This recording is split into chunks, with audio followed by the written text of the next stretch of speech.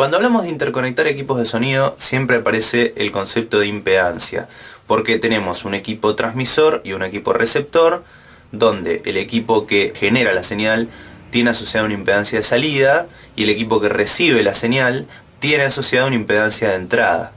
Bueno, vamos a ver en este video qué es la impedancia de salida, qué es la impedancia de entrada y en audiofrecuencia qué se entiende por adaptar impedancias. Entonces, primero que nada tenemos que separar dos conceptos diferentes que a veces suelen confundir si uno lee e investiga sobre este tema.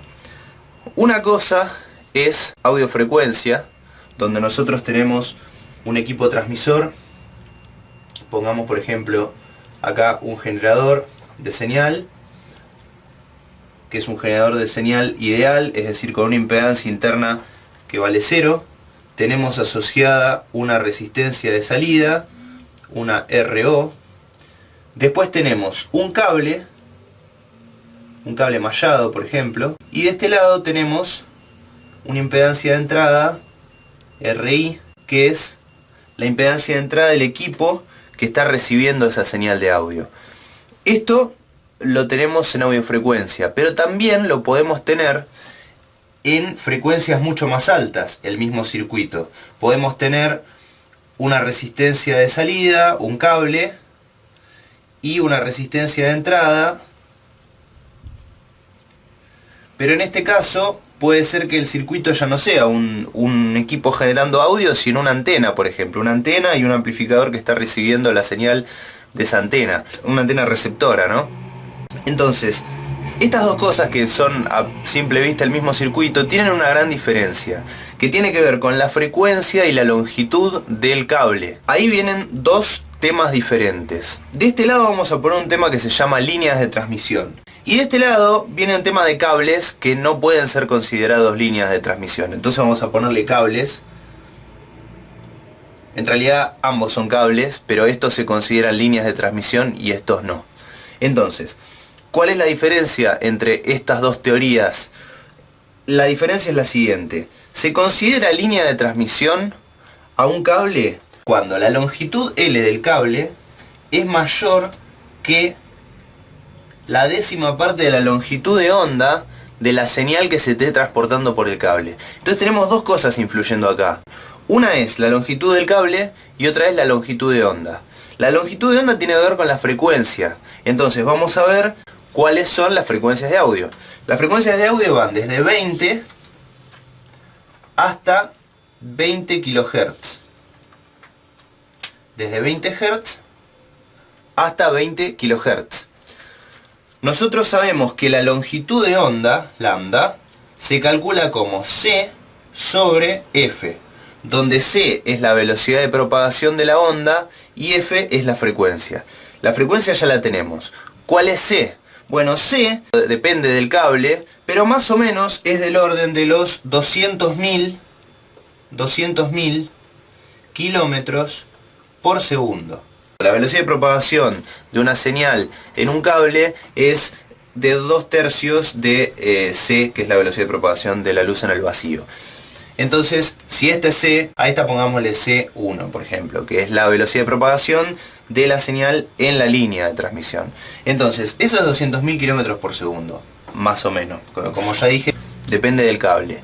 Entonces, si nosotros calculamos la longitud de onda, teniendo en cuenta la frecuencia y la velocidad de propagación, podemos calcular dos longitudes de onda. Una va a ser 200.000 kilómetros por segundo sobre 20 Hz, es decir, la longitud de onda para la frecuencia de audio más baja que podemos tener, y otra va a ser la longitud de onda para la frecuencia de audio más alta que podemos tener, que es de 20 kHz. Entonces, ¿cuánto nos dan estas dos longitudes de onda? Bueno, la de 20 Hz nos da 10.000 kilómetros. Y la longitud de onda para 20 kHz nos da 10 kilómetros. Nosotros habíamos dicho que para considerar un cable como línea de transmisión, tiene que tener una longitud mayor a la longitud de onda sobre 10. Entonces dividamos por 10 estas longitudes de onda. Acá, si esto lo dividimos por 10, tenemos 1000 kilómetros. Y si esta la dividimos por 10, tenemos 1 kilómetro. Entonces, 1000 kilómetros, 1 kilómetro. Esta es la más pequeña. Entonces pensemos en esta. ¿Cuál es la conclusión? La conclusión es que para tener una línea de transmisión en audiofrecuencia tenemos que tener un cable de más de 1 kilómetro de largo. Si el cable es más corto que 1 kilómetro, ya no podemos considerar a ese cable como una línea de transmisión. ¿Cuál es la conclusión de esto? Que casi siempre cuando estamos en audiofrecuencia no tenemos una línea de transmisión. Tenemos un cable que está transportando una señal de audio, pero que no es una línea de transmisión. Por lo tanto, la adaptación de impedancias no es la que se estudia en líneas de transmisión. Cuando vemos la teoría de líneas de transmisión, la adaptación de impedancias que se usa es que la impedancia de salida sea igual a la impedancia característica del cable y sea igual a la impedancia de carga, o sea, la impedancia de entrada del receptor. Estas tres tienen que ser iguales. Tienen que ser iguales porque si no son iguales, se producen reflexiones. Es decir, que cuando la señal llega hasta acá, si se encuentra con una impedancia diferente a la de la línea, se refleja. Y si cuando llega acá se encuentra con una impedancia también diferente, se vuelve a reflejar. Si nosotros queremos que la señal llegue tal cual salió y no queremos distorsionar la señal, entonces necesitamos adaptación de impedancias, es decir, necesitamos que las tres sean iguales. Eso es en líneas de transmisión. Ahora, de este lado que tenemos audiofrecuencia, eso no se cumple. No tenemos el problema de las reflexiones. Entonces, lo que se busca en este caso es adaptación de impedancias, pero para lograr máxima transferencia de tensión, donde la máxima transferencia de tensión se logra de la siguiente forma. Nosotros tenemos impedancia de salida, impedancia de entrada, acá está el cable, y esto lo podemos ver como un divisor resistivo. Si nosotros acá tenemos la tensión VG, que es la que está generando el generador, y acá tenemos la tensión de salida, la tensión sobre nuestro equipo receptor, vamos a ponerle BR, la tensión recibida. ¿Cómo lo podemos calcular esto? Podemos calcularlo como BR, la tensión recibida, es igual a VG multiplicado por RI sobre RO más RI. Es un divisor resistivo que se produce entre los dos. Entonces, si nosotros hacemos que RI sea mayor o igual a 10 veces RO, supongamos que lo hacemos igual, vamos a tener lo siguiente. BR es igual a BG multiplicado por RI, lo vamos a reemplazar por 10 RO. Entonces acá ponemos 10 RO. Y acá ponemos RO más 10 RO. Y esto nos queda BG multiplicado por 10 RO sobre 11 RO. Entonces esto, se van los RO, me queda BG por 10 sobre 11. Que es igual a 0,909. Es decir, tenemos 0,9 multiplicado por la tensión que se generó en el equipo transmisor. Entonces, eso es una buena transferencia de tensión. Tenemos 0,9, es bastante buena la transferencia de tensión. Entonces, bueno, ese es un criterio que se puede tener como adaptación de impedancias para tener máxima transferencia de tensión. Se puede adoptar como criterio que la impedancia de entrada sea 10 veces más grande que la impedancia de salida. Ahora, nosotros podemos decir, bueno, hacemos una impedancia de entrada que sea 1000 veces más grande que la impedancia de salida. De esa forma tenemos una transferencia de tensión muy buena. El problema es que si la impedancia de entrada es muy grande, empieza a afectar el ruido. Porque acá tenemos también metiéndose señales electromagnéticas en la línea que tienen una impedancia de salida alta. O sea, lo podemos representar como un generador que tiene una impedancia de salida alta. Para que no haya transferencia de las ondas electromagnéticas sobre nuestro receptor, pero que sí haya transferencia de nuestro equipo transmisor, lo que tenemos que hacer es tener una impedancia tal que rechace las interferencias electromagnéticas y que permita buena transferencia de la señal que nosotros queremos, es decir, que no perjudique la relación señal-ruido. Por lo tanto, es correcto utilizar esta relación, no irnos mucho de ese valor. Que RI sea 10 veces RO está bien, que sea 20 veces RO y no excedernos mucho más que eso. Para tener buena transferencia de tensión, pero tener buen rechazo de ruido. Entonces, con esto es con lo que vamos a trabajar. Con la teoría de máxima transferencia de tensión, que la podemos aplicar porque no tenemos una línea de transmisión. Si estuviéramos en un caso donde no estamos con audiofrecuencia, estamos con frecuencias mucho más grandes, entonces esto que está acá no es correcto y tenemos que usar la teoría de líneas de transmisión. Entonces ahora voy a borrar esto y vamos a poner ejemplos de cómo se adaptan impedancias en audiofrecuencia. Bueno, en audiofrecuencia nosotros tenemos, por ejemplo, una guitarra. Si nosotros tenemos una guitarra eléctrica o un bajo con micrófonos pasivos, lo que vamos a tener es un generador que está generando una tensión de entre 50 mV y 500 mV y una resistencia de salida o impedancia de salida de entre unos 3 y 30 kΩ. Este vendría a ser la forma de representar una guitarra o un bajo. Es una tensión de entre 50 y 500 mV y una impedancia de salida de entre 3 y 30K. Con micrófonos pasivos, porque micrófonos activos va a tener una impedancia de salida mucho más baja. Entonces, si nosotros queremos recibir la señal de una guitarra, ¿qué tenemos que hacer? Bueno, en base a lo que dijimos recién, tendríamos que poner una impedancia que sea 10 veces más grande que la impedancia de salida. Entonces acá podríamos poner, por ejemplo, 300K. Si se fijan en circuitos que hay circulando por internet sobre pedales, amplificadores, etc., van a ver que a las guitarras se las suele cargar con resistencias de entre 470K y 1 megOhm. Lo cual cumple el criterio que dijimos recién, es 10 veces más grande que la impedancia de salida y un poco más que eso. Tampoco es muy grande. Se suele usar mucho 1 mega, pero con 470K ya tenemos una muy buena transferencia de tensión. No conviene ponerle más que 1 mega, porque en ese caso ya el circuito sería más susceptible al ruido. Eso con respecto a guitarra. Después podemos querer amplificar un micrófono. Si tenemos un micrófono, tenemos una señal balanceada en este caso, y nuestra señal balanceada, es decir que tenemos la señal acá en fase y acá en contrafase, tiene una impedancia de salida de entre 60 y 350 ohm. Mucho más baja que la de la guitarra. Y la tensión que tiene es de entre 1 mV y 50 mV. O sea que tenemos una tensión mucho más baja y una impedancia mucho más baja. Es algo totalmente diferente.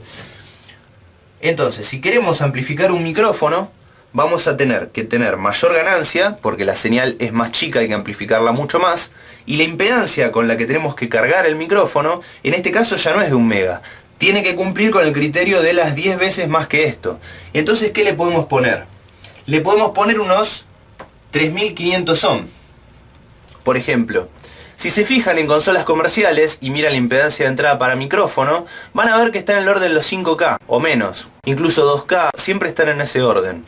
¿Eso por qué? Y bueno, para tener una buena transferencia de tensión entre el micrófono y la consola. ¿Por qué no se usa 1 mega 470K? Bueno, por lo mismo que les dije antes, porque si es demasiado grande es más susceptible al ruido.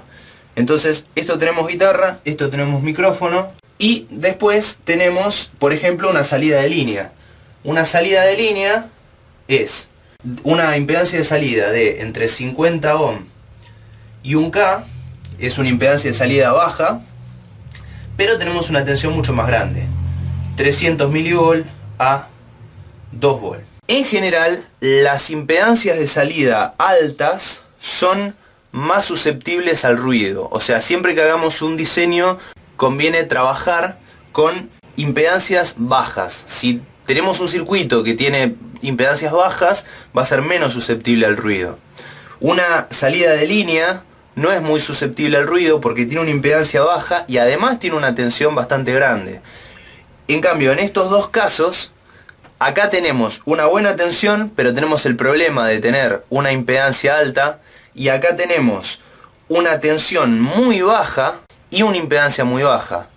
Entonces, es bueno que la impedancia sea muy baja porque es menos susceptible al ruido, pero la tensión es muy baja. Por eso, una guitarra y un micrófono son señales que hay que tratarlas con cuidado, con línea balanceada, cable mallado, el pre tiene que estar blindado con una jaula de Faraday. Todo eso porque siempre estamos trabajando con señales que son susceptibles al ruido. En cambio, una señal de línea tiene una buena tensión y una baja impedancia. Bueno, ¿con qué cargamos una señal de línea? Una señal de línea la podemos cargar, por ejemplo, con 10K. Y esto es, si se fijan, no sé, monitores de estudio, por ejemplo, es muy común ver como impedancia de entrada resistencias de 10K. Entonces acá tenemos la justificación de por qué las impedancias de entrada y cuáles son las impedancias de salida. Este es el acoplamiento que se está buscando y el acoplamiento que se logra. Entonces, habiendo dicho esto, podemos analizar la caja directa. ¿Qué es una caja directa? Una caja directa básicamente es un sistema que convierte una guitarra en un micrófono. ¿Y cómo funciona? Bueno, de la siguiente forma. Nosotros en la entrada de la caja directa nosotros siempre tenemos un instrumento que puede ser una guitarra o un bajo. Entonces, esta es la caja directa. Y nosotros a la entrada tenemos una guitarra o un bajo. Entonces, ¿qué tenemos a la entrada? Tenemos un generador. Tenemos un generador de entre 50 mV y 500 mV con una resistencia de salida de entre 3 y 30K. Eso es lo que está ingresando a la caja directa. Y la salida nosotros la tratamos como si fuera un micrófono. Es decir, que la conectamos, por ejemplo, a la entrada de micrófono a una consola. Entonces la salida la estamos cargando con una resistencia de, por ejemplo, 4K. Entonces, si nosotros no ponemos la caja directa y conectamos una guitarra en una impedancia de entrada de micrófono, vamos a tener el problema de que vamos a tener mucha atenuación. Porque acá tenemos una impedancia de salida muy grande y acá tenemos una impedancia de entrada que es muy comparable con esta, es muy parecida. No cumple las 10 veces más. Entonces tenemos pérdida, tenemos 6 decibeles de pérdida o más. Entonces, en ese caso, lo que se hace es se coloca una caja directa en el medio.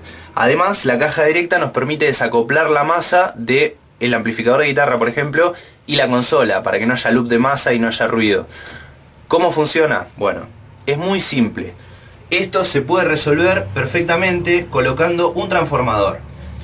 Un transformador que tenga, el primario va a la masa de la guitarra y del amplificador de guitarra, que pongámosle masa 1, esta es la masa de la guitarra y el amplificador de guitarra, y de este lado tenemos el secundario, que tiene menos cantidad de espiras, y que va conectado entre, recuérdense que esto es una línea balanceada, entonces tenemos el secundario conectado a la carga de la consola, y la malla del cable este va conectada a la masa de la consola, que es la segunda masa, y estas dos masas pueden no estar conectadas.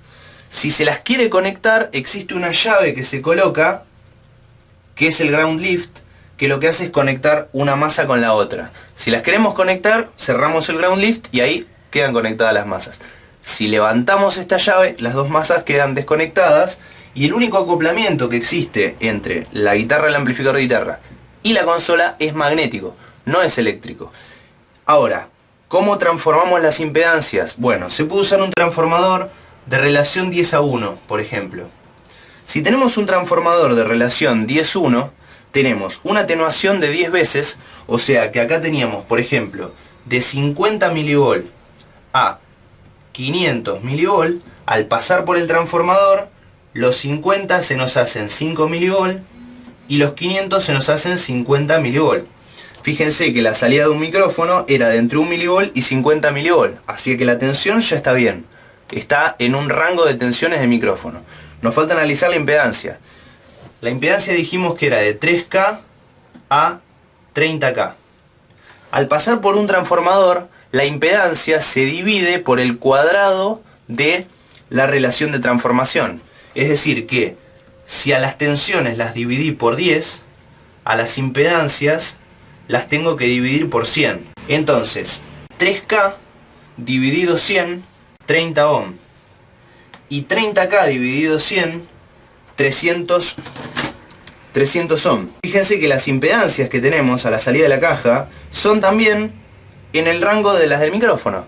Entonces de esa forma, con un transformador atenuador, lo que hicimos fue reducir el nivel de la señal, bajar la impedancia a un nivel de impedancia de micrófono, a valores de impedancia de micrófono, y además pudimos balancear la señal, porque en este caso, como la malla no está conectada a ninguno de los dos cables del secundario, podemos tener las dos líneas internas de la malla del cable mallado balanceado, desvinculadas de la masa. O sea, tenemos la salida en fase y la salida en contrafase desvinculadas de la masa, y la masa únicamente es la malla del cable de salida, que con un switch, como dije, podemos conectarla o desconectarla de la guitarra o amplificador de guitarra, o sea, de la masa de la guitarra que es compartida con el amplificador de guitarra. Entonces, bueno, de esta forma ya se explica cuál es el funcionamiento de la caja directa pasiva, que simplemente es un transformador con una relación, por ejemplo, 10:1, que es una atenuación de 20 decibeles, que genera justamente esta transformación, por decirlo de alguna manera, de una guitarra a un micrófono. Bueno, después como último ejemplo de impedancias de salida, de dispositivos que uno a veces quiere amplificar, podemos tener una cápsula condenser, es decir, directamente dos placas, ¿no? Una móvil, una fija, paralelas, que son una cápsula condenser. Esto lo podemos representar como un generador con una impedancia de salida mayor a 10 mega y una señal de 1 milivolt. O sea que tenemos una tensión muy baja y una impedancia muy alta, lo cual significa que es extremadamente susceptible al ruido. Esto tiene que estar muy bien blindado de las ondas electromagnéticas. El preamplificador tiene que estar muy pegado a la cápsula con los cables más cortitos posibles, de forma tal de no tener nada de ruido, porque esto es muy susceptible a recibir todo tipo de ondas electromagnéticas. ¿Con qué cargamos a esto? Bueno, si acá tiene 10 mega, tenemos que ponerle algo muy grande. Por ejemplo, 100 mega o más. Hay micrófonos que tienen 1 giga de impedancia de entrada cargando a la cápsula condenser. O sea, estamos hablando del preamplificador interno de un micrófono condenser. Ese tiene que tener una impedancia de entrada altísima. Y otro caso es el micrófono de cinta, que en el micrófono de cinta nosotros lo que tenemos es una cinta de metal con dos imanes a los costados, y esta cinta de metal tiene dos cables que salen. Esta cinta es una cinta conductora, o sea que lógicamente tiene una impedancia muy baja, es un cable. Entonces, eso lo podemos representar como un generador que está generando también 1 milivolt, una tensión muy baja, pero en este caso la impedancia de salida es menor a 1 ohm. Es completamente lo contrario. En este caso tenemos una impedancia de salida muy grande y en este caso tenemos una impedancia de salida muy chica. Entonces, para cargar un micrófono de cinta, lo que se pone a la salida, en la entrada del preamplificador, es algo muy pequeño. Puede ser una carga de, por ejemplo, 1 ohm. 1 ohm, 2 ohm, 3 ohm, 10 ohm, pero en ese orden. Es una impedancia muy chiquita, porque si hacemos que esa impedancia sea más grande, ya va a empezar a ser más susceptible al ruido. Siempre tenemos que cumplir el mismo criterio de cargar a un transmisor con una impedancia 10 veces mayor a la impedancia de salida del equipo que está generando la señal. Y bueno, eso es todo lo que tenemos sobre adaptación de impedancias de audio.